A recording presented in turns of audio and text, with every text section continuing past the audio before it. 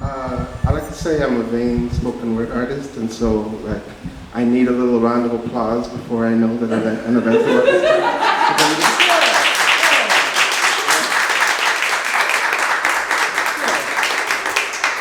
Hits me right here, you know, the ego, you know, swell just a little bit. Welcome to Massy Arts Society. For how many of you is this your first Massy Arts experience? Okay, cool. Welcome. Massy Arts Society is an Indigenous-led, Indigenous-owned art space. As you can see, we have art on the walls. We're an art gallery as well as a literary event space, generally prioritizing the work of artists who we like to call over-excluded. So that could be over-excluded for reasons of race or gender or sexual expression or any number of intersections of oppression in this unfortunately cruel world. And so we like to invite the writing and thinking and organizing of people who are generally over-excluded from artistic spaces. And so with that also means inviting stories that interrupt the story of colonialism that is ongoing on this land. And so it bears reminding everyone that this place exists on the unceded, unsurrendered, stolen territories of the Musqueam, Squamish, and Tsleil-Waututh peoples. And as I said, we like to think of Massy Arts as one of many iterations of decolonial or anti-colonial practice.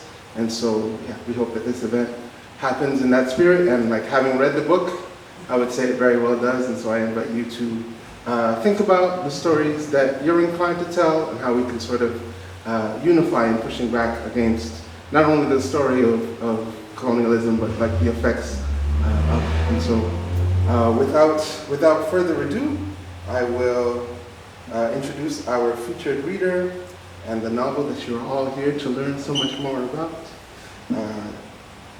Technical difficulties. Janika Oza is the winner of the 2020 O. Henry Prize for short fiction and the 2020 Kenyon Review Short Fiction Award. She has received support from the Malay Colony, Tin House Summer and Winter Workshops, VONA/Voices of Our Nation, and the One Story Summer Writers Conference. And her stories and essays have appeared in publications such as the Best Small Fictions 2019 Anthology, Catapult, the Android Journal, and the Cincinnati Review, among others. A chapter of A History of Burning was longlisted for the 2019 CBC Short Story Prize and published in Prairie Schooner. Janika lives in Toronto. And then the book that we're all here to celebrate and learn more about, A History of Burning, in what the New York Times Book Review calls remarkable, a haunting symphonic tale. Oza's A History of Burning is a profoundly moving debut novel spanning India, Uganda, England, and Canada, about how one act of survival reverberates across generations of a family and their search for a place of their own. Join me in welcoming to the stage, Janika Oza.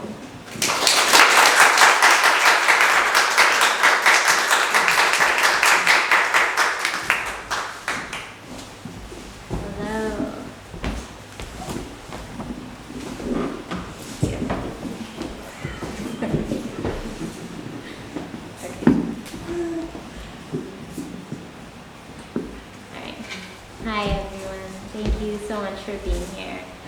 Thank you, Patricia, for having me, and it's really an honor to get to be here. So I'm just going to start with a little reading. I'm going to read right from the opening, so no context needed. This is, if you have the book and want to follow along, it starts on page 3. This is Pirbai, 1898.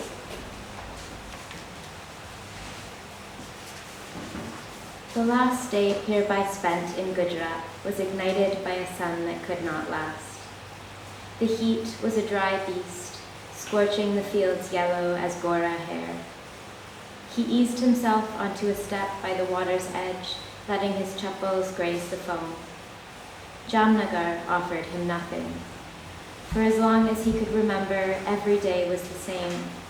By foot, or sometimes hitching a ride on the back of a cart, he wandered the streets, pleading for work.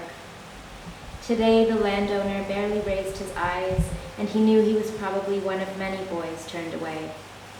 "Look around you, Dikro," the man had muttered. "Do you see any rice, any grain? Dry, all dry. Come back after monsoon."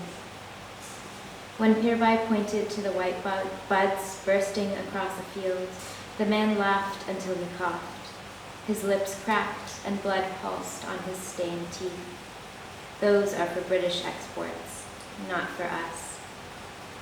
That morning, Pirbai had watched his ma ask the gods for forgiveness, praying over his middle sister, whose bones clacked as though loose inside her skin. For days, her body had expelled water, sweat water, wee-wee water, chi water, and now she was limp and dry as the crops outside. When his ma had turned to him and told him to try Jamnagar today, that a neighbor's son had found work there last week, Pirbai had imagined saying no.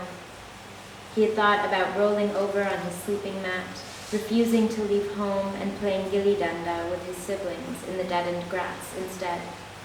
They would fight over who got to be striker and who fielder, and as the eldest, Pirbai would get first pick. He would strike the gilli all the way to the sea, and his siblings would whistle, ma looking on in awe. But he was 13, the oldest son, no longer a boy. If he returned bearing nothing again, ma would suck in her cheeks, then silently scrape her portion onto his plate, a reminder of the strength he would need for tomorrow. Hai, his mother always called him, brother, reminding him of who he was, to whom he was responsible. The reddening sky warned him to start his journey back, but the wind pulling off the water stilled him. He pressed his palms to his face, the imprint of the sun behind his eyelids a single ember. When he opened his eyes, there was a man, a merchant, his belt buckle polished and skin supple and oiled so that its brown shone almost gold. The man shifted a lump of tobacco in his cheek, exposing teeth like chipped bricks. "Looking for work, Dikro?" Pirbai nodded, eyeing him, too weary from the day to believe. The man opened his fist for a second. It was long enough for Pirbai to spy a pile of coins, grimy but solid, winking in the late afternoon light. "You and I, we were meant to find one another," the man said, and pressed a coin into Pirbai's palm. Pirbai closed his fingers over the skin-warmed metal, unable to resist its unnatural weight. "You have work?" The man pointed out at the water. "I'm looking for boys just like you, young, tough, hard-working. You'll work hard, nah?" Now Pirbai focused, aware that this was his chance. He raked a hand through his hair, relieved that he still appeared strong and capable, even as his stomach curled around itself. He smiled to show the man his teeth, that they were straight and square, his best feature, a sign of inner health, his ma always bragged. "I'll work the hardest," he said, and he meant it. The man clapped him on the shoulder and fished into his pocket, drawing out two things. First, a small tin of tobacco, which he flipped open and offered to Pirbai. Tentatively, Pirbai accepted, taking a pinch and dabbing it inside his lip as he'd seen so many men do. Languorous, restless men, hungry-eyed. His heart leapt, knowing that he might no longer be one of them. Beneath the tin of tobacco, the man shook out a long strip of paper. It was crisp and covered in small black etchings. Pirbai's spirit sunk. A test. He had hardly been to school, never learned to read. Now he would have to prove himself smart enough for the job, and he would fail. The man passed him the sheet of paper. He didn't ask Pirbai to read the words, or to recite a poem like the wealthy boys could, or to take up a pen and write. Instead, he produced a small cap of ink and tapped it open, gesturing to the line at the end of the page. "If you want to work, you just need to put your thumbprint here," he said. Marveling at his luck, Pirbai let his right thumb sink into the pool of black. all the way until it hit the bottom. It was nearly dark when they climbed onto the boat. The man hadn't said where they were going, only that Pirbai should wait until nightfall when they would begin. Briefly, Pirbai imagined his ma worrying where he was, but he had asked a cart driver who was traveling through Porbandar to send word to his family. He pictured the driver calling to his ma from the cart, how his eldest sister would rush to offer him a glass of salted chash for bringing such prosperous news. How proud they would be. The dhow was small and wooden, and it creaked as Pirbai and the others slotted themselves into the narrow hull, side by side like sacks of load. Some were boys who looked no older than 10, others fully grown men, bearded, speaking of wives and children. Pirbai recognized them all, though he knew none of them. Like him, they were all thin, dusty, made twitchy from months, perhaps years of searching. The air glimmered with possibility.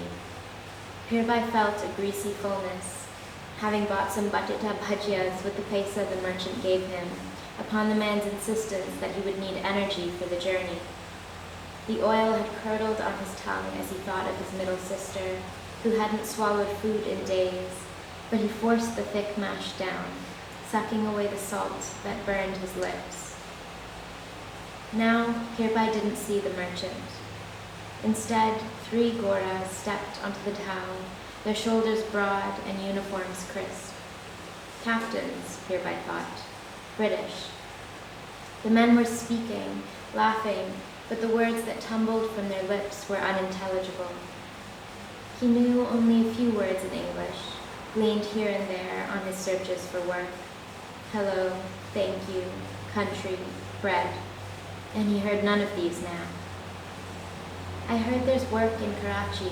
That's maybe where they're taking us, the boy beside Pirbai said, scratching at a constellation of mosquito bites on his forearm. His name was Jamil, and he had skin like midnight. Pirbai's was more like water-soaked wood. Pirbai's lungs swelled with relief to know he wasn't the only one unaware of their destination. Not that it mattered. By morning he would be working, pocketing rupees to bring home to his mom, enough that they could buy medicine for his sister, maybe even call on a doctor, enough that they could buy milk and lot from the shop without having to sweep the floors and clean the toilet pit for a discount, or worse, buying the items on credit that his mother repaid later, at night, in secret, though Pirbai had always known. A breeze lifted the hair from his forehead, and he tasted salt as a spray of seawater covered the men like a shroud. As the dhow groaned into the water, Pirbai watched the oil lamps on the shore of Gujarat flicker, then fade. Let's stop there.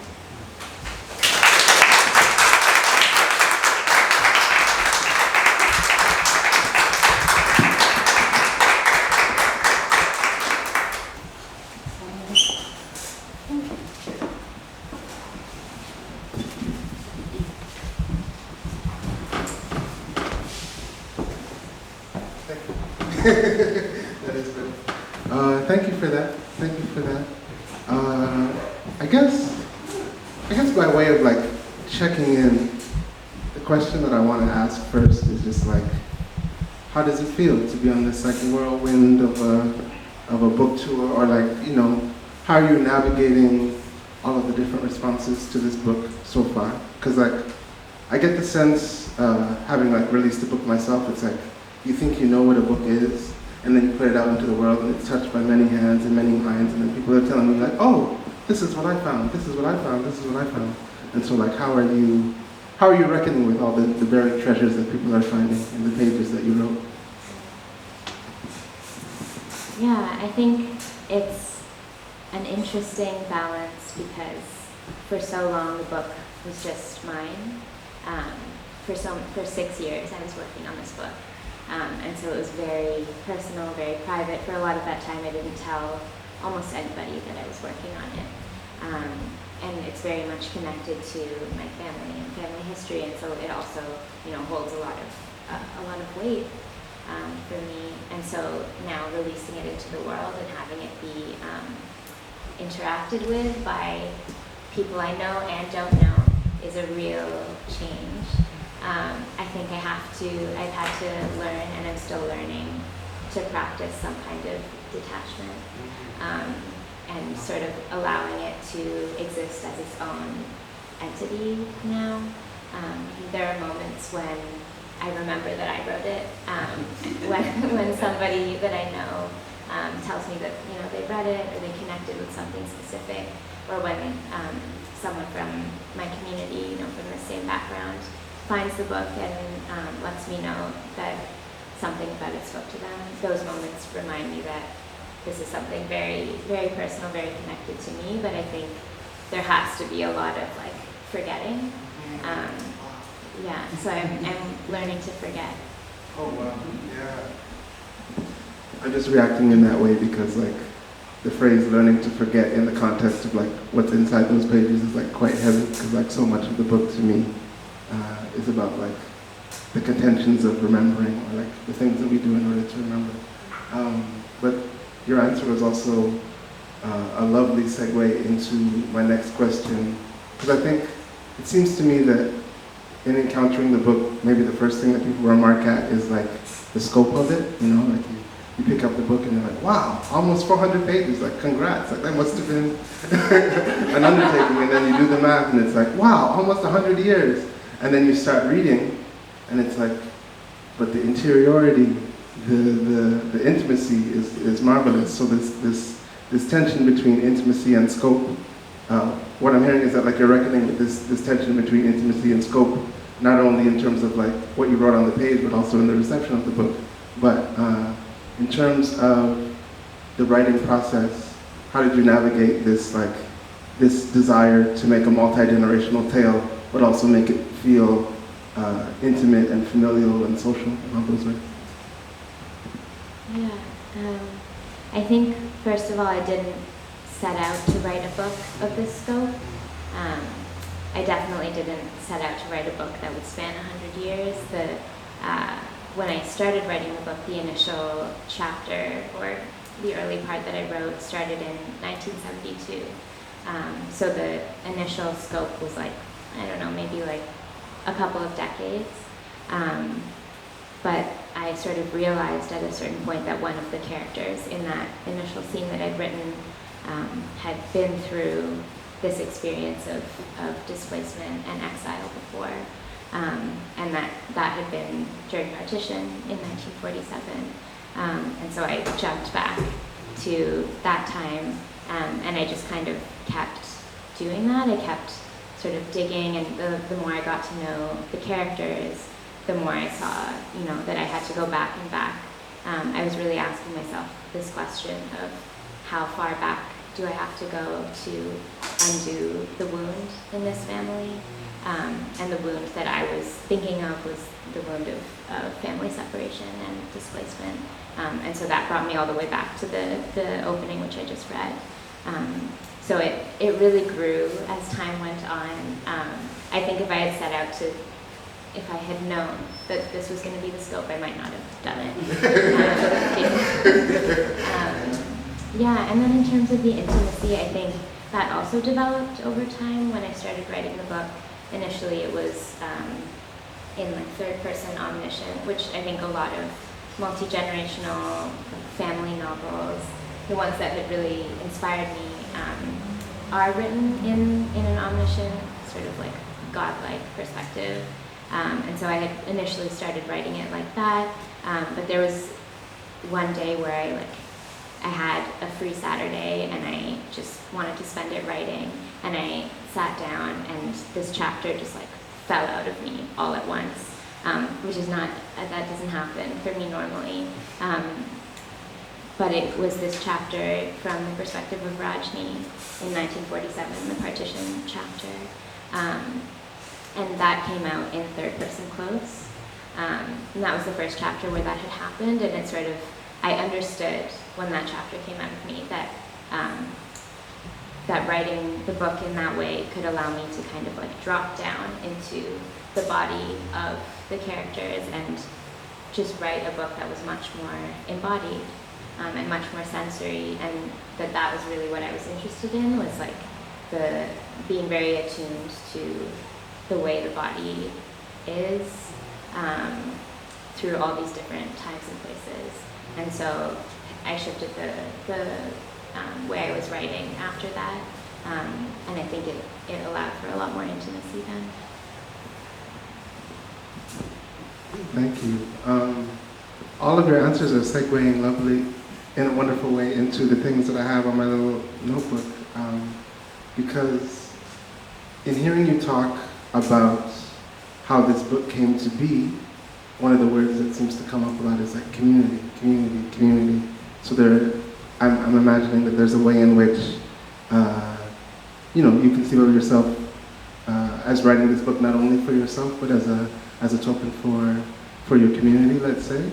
And I know that you also spoke to many people in order to gather the stories that needed to be interpreted in order for the story to be written. And so I guess I'm wondering, given the nearly 100-year scope of this story, given the multi-continental range of it, given the range of the stories that you were told in order to make this story happen, what was the process of embodying, how did that spectrum of research become embodied for you? What was the moment where you said, okay, I've read all the news clippings I could read, I've read the academic papers, I've listened to the stories. At what point did you say, yeah, but I can hold it all. I know where to put it. I don't know if that's too big of a question. That's a beautiful question. I don't know if that moment happened. I think it was just very gradual. So for the first at least year that I was working on this book, I was just reading. I was reading whatever I could find about this history and community, so newspaper articles, archives, textbooks, whatever I could find. But pretty quickly, it became clear that there's very little written about this history. It's not, it's not documented. And that's an erasure of a marginalized community. It's very clear to me why that is the case. And so I realized, okay, if I want to write this book, I have to start talking to people. I have to speak to my family who doesn't, they don't speak about these stories. We don't tell these stories. I have to speak to my community. And so I started doing that. And that really opened up the world for me. It was just a long process of listening, and it was very intergenerational, where we would have these long Skype calls with family and people I didn't know across the world. There would be people in their 80s on the calls. There would be people of my generation. It was really this incredible, just community and oral history that was happening, and it was very, I would say that there's a way that I was trying to be very sensitive in those calls, because I grew up knowing that this was my history, but knowing so little about it because we didn't talk about it, and so I was very aware that there are things here that are difficult, things here that are buried and have never been spoken about before. And at the same time, I think being a descendant of that history allowed for a kind of trust in those conversations. And so I, just tried my best to be receptive, and there was just a lot of love and care in those calls. And I think all of that I just put it into the book, that love and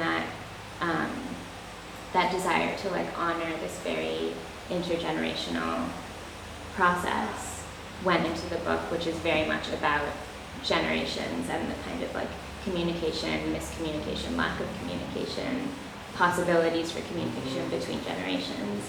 And that just kept developing over time. I don't know that there was a moment where it clicked. That wasn't all magical. Yeah.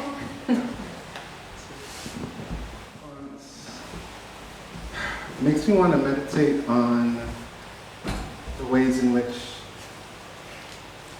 I don't know, I'm just reckoning with like your stake in all of this. Like the stakes were kind of high, and it's like wonderful. It's wonderful that you have this like award-winning, or soon-to-be award-winning book as the artifact of this process. I'm interested to understand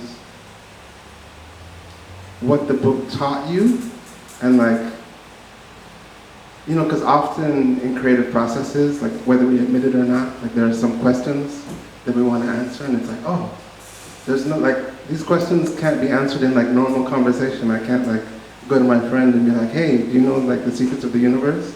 But I can reckon with these questions in an artistic process or within a book. And so I'm wondering, now that the book is out, now that you've had all these conversations, what are the sort of like prevailing lessons of the book? How has the book become an ally in your life? In like, I don't know, these are large questions, but I think they are the questions, so. Yeah, these are such beautiful questions. I think, well, first of all, I think the book taught me patience. It took many years. It also, there were long stretches where I just wasn't writing because I was working, or because I didn't know how to proceed with the story. I was taking in all of this, all of these stories, all of this information, and trying to figure out like, where am I in this? And so it took a long time, and I think something I learned was that a book will take the time that a book will take, and it's not possible to rush that. I also think it taught me, or continues to teach me, a kind of forgiveness, but I have to forgive myself. I think like,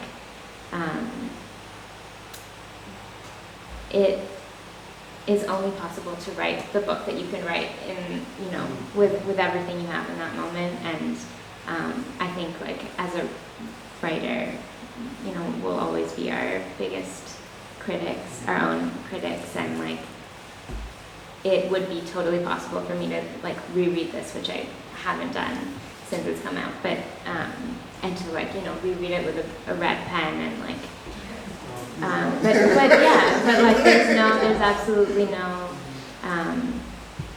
reason to do that. And I think like there's a lot of having to like forgive and having to choose to love the work where it ended up, and also really remaining grounded in what I wrote this for, remembering like why I wrote this, and you know, holding that at the center, because I think with publishing a book there's so much noise outside of that. There's like reviews that are positive and negative. There's people sending like weird, unhinged messages, which I, you know, won't go into.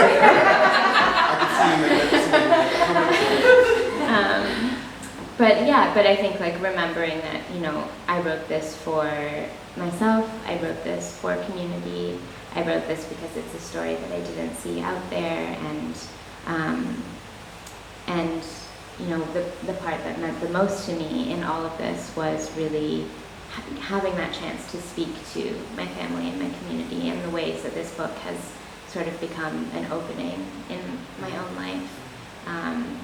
And so just kind of remembering that when everything else gets loud. Wonderful. I'm so grateful. I don't know you, but I'm grateful that you were able to create that opening for yourself, and that we get to enjoy it as well. A phrase that I have written on my page is dignity and beauty, and I suppose there are lots of access points to that in your book, but like, I think what I'm most interested in right now is that like, so many of the characters in this book have so many difficult decisions to make, difficult, tense, forced migrations to make, difficult like fissures in family relationships. But there's like an ethic working its way through the book that says to me like, yeah, but we're always gonna return to love, or like nobody like truly forgets like that, returning to the root. And so like, I'm wondering why and how you chose to foreground that particular attitude towards love, because it seems like that's what the thesis of the book is to me. It's like, yeah, things are hard, but like, if you're my family, like I'm always gonna return to the possibility that we can love each other. And I feel like over and over and over and over, that's what like saves the characters in the book, but also makes it a compelling read, because it's like we're learning about how to love in the face of difficulty. And so, how would you respond to that? I like my job, but I'm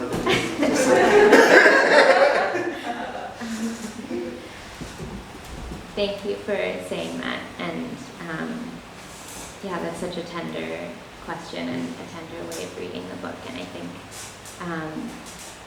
yeah, I agree that I think at the heart of this book, it's about the ways that we come back to each other over and over again, and the ways that this family always returns to each other, and they are torn apart over and over in various ways, and they are always finding their way back, and I think that idea of returning to each other, or returning to the possibility of being with each other in a kind of like, yeah, kinship or love, that just becomes so much more important when you consider the like very real physical separation of families that happened in this history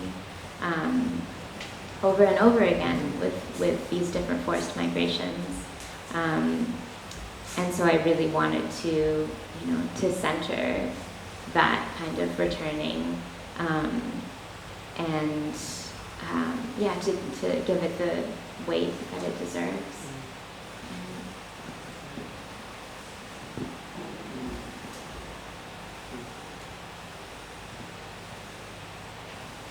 Oh yeah, more about beauty. More about beauty. I heard you talk about this book with somebody else in a very similar context, and something you said was like one of the ways that you navigated the sort of difficulty of this book, or like the ways that certain choices and circumstances in this book are heart-wrenching, is to like do your best to balance the sour and the sweet, and so like on a conceptual level, that's happening all the time, where it's like an incredibly oppressive thing happens, but you're also given a vignette where people are like deeply loving, or like they persevere together. But then also, the book is like incredibly lyrical, incredibly poetic. There's so many like rich pictures in it, and so like as a writer, I'm wondering about like your disposition to beauty within writing, even on the level of like the sentence, like what do you look for? Like what is it that makes a novel or a piece of writing beautiful to you? And then how did those sensibilities show up in the book?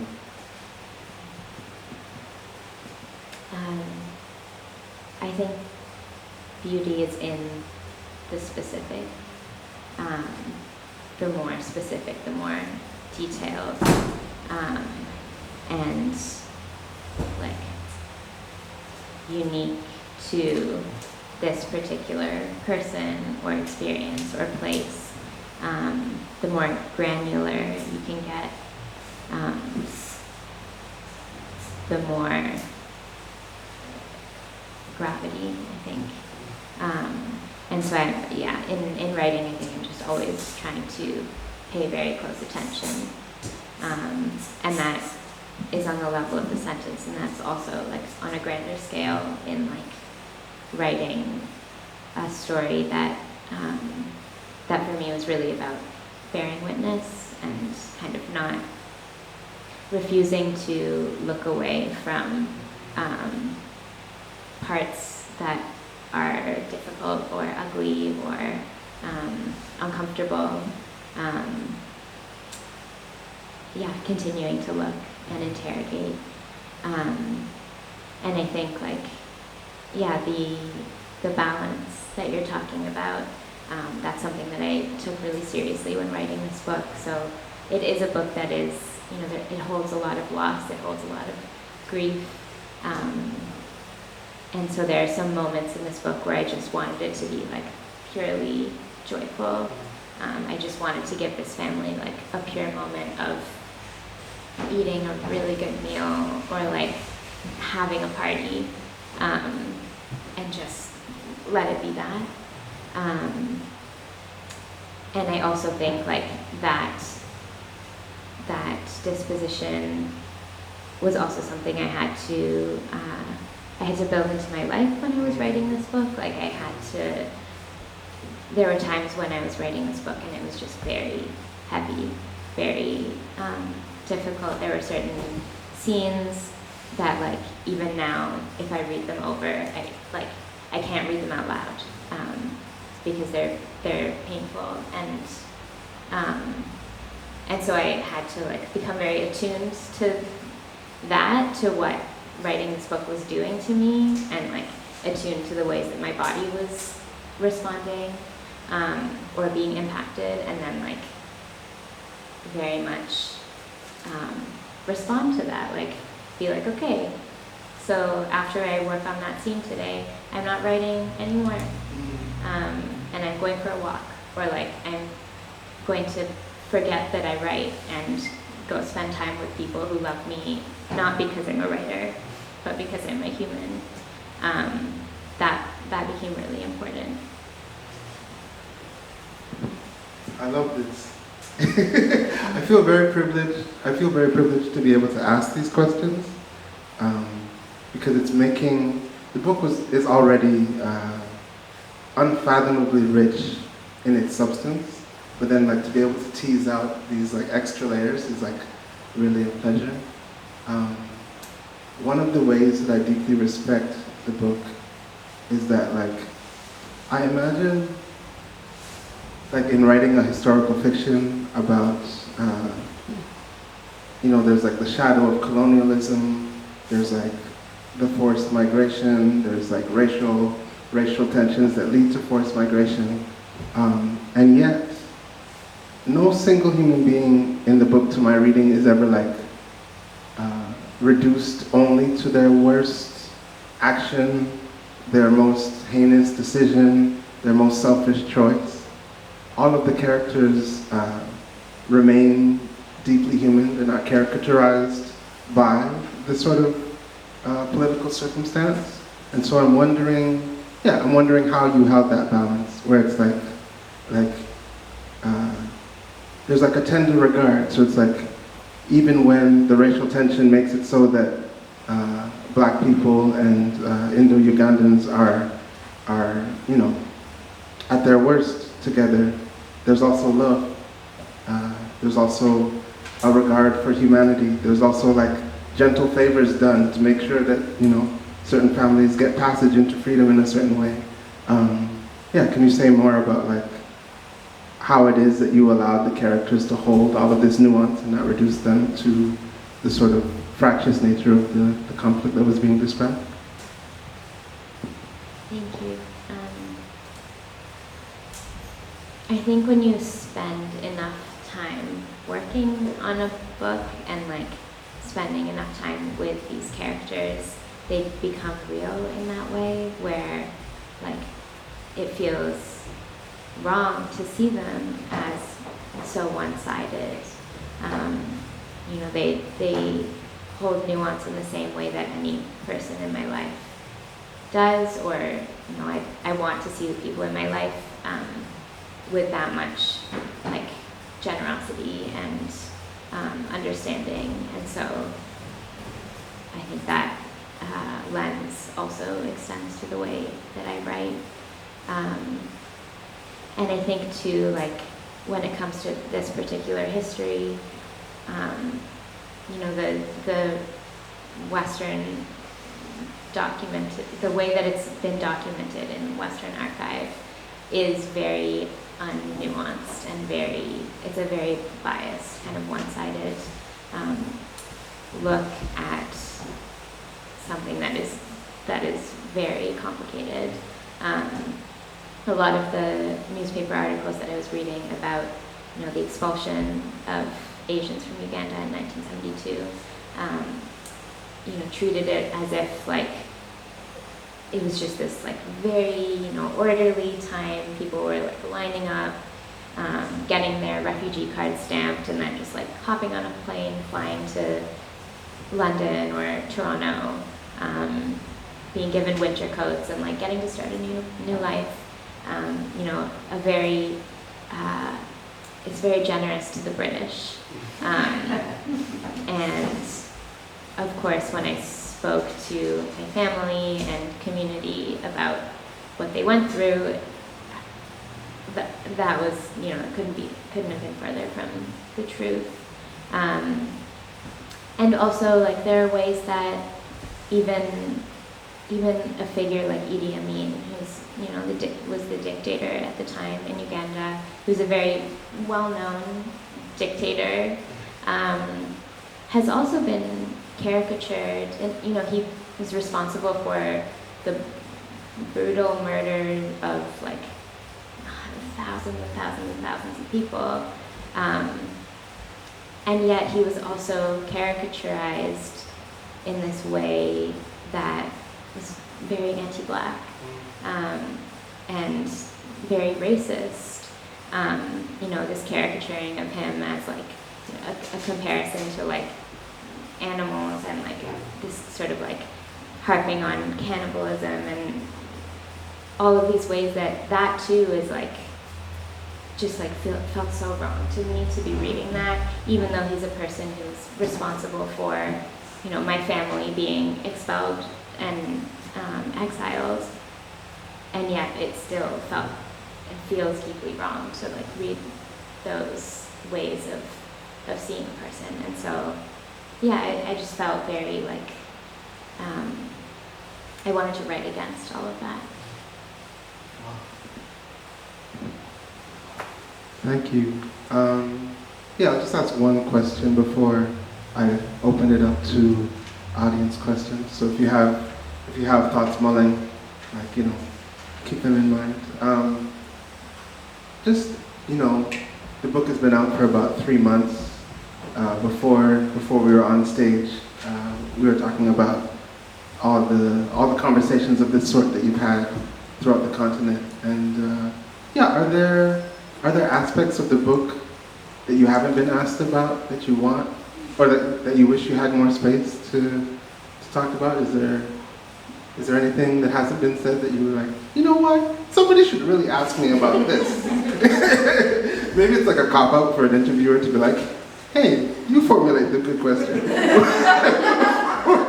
But I'm interested, I am. Because I think, as someone as well who's had to talk about their art, you kind of fall into these patterns of they're gonna ask about this, I'm gonna answer in this way, and so it's just out of respect for you as a human being, I'm oh, what else is there that maybe people aren't touching because they're oh, this wonderful book, I guess my immediate response to that is that a lot of the questions or response to this book have been very interested in the personal, the family history aspect of it, the ways that my own family is connected to this history, and the sort of family trauma and grief of it all, which I talk a lot about, and which is very important to this book and its writing. And also, I think in that conversation, it gets lost that it's also fiction. It's also a novel that I spent years crafting and craft. The ways that I am a writer, and I didn't write a memoir, fiction because I wanted to tell a story and because I believe in stories. Yeah, I don't really have like questions for myself about that. I just, putting it out there that it would be nice to talk about craft. Yeah.